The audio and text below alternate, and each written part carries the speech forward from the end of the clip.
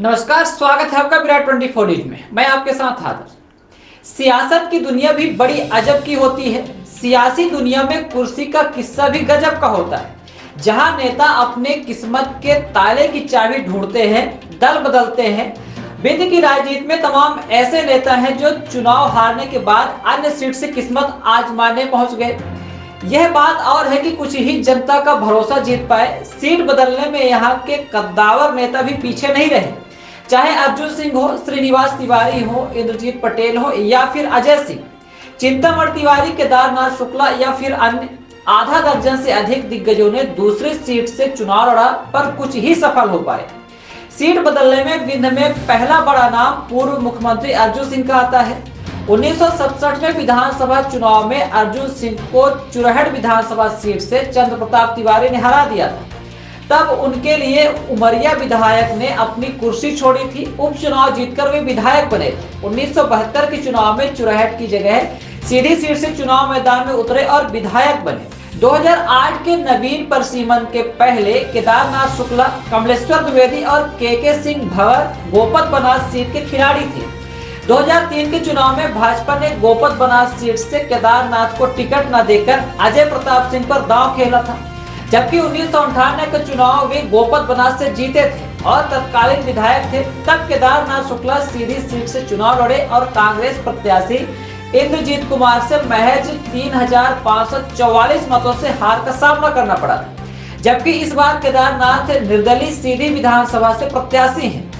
पूर्व मंत्री कमलेश्वर द्विवेदी का गृह क्षेत्र धोवनी का भुईमार गांव है, लेकिन सीट आरक्षित होने के कारण वह गोपद बनास सीट से विधायक बने। 1998 में कांग्रेस का टिकट नहीं मिला तो सीधी सीट से निर्दलीय प्रत्याशी के तौर पर इंद्रजीत कुमार के खिलाफ मैदान में उतर गए। इस चुनाव में उन्हें 9631 मतों से ही संतोष करना पड़ा था।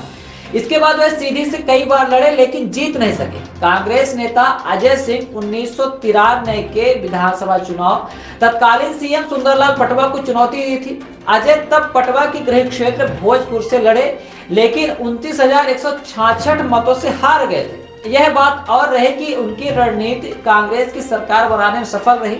तब दिग्विजय सिंह मुख्यमंत्री बने थे। 2014 के लोकसभा चुनाव में भी अजय सिंह सीधी को छोड़कर सतना से मैदान में उतरे थे। इस चुनाव में भी भाजपा प्रत्याशी गणेश सिंह से करीब 7000 वोटों से हारना पड़ा था।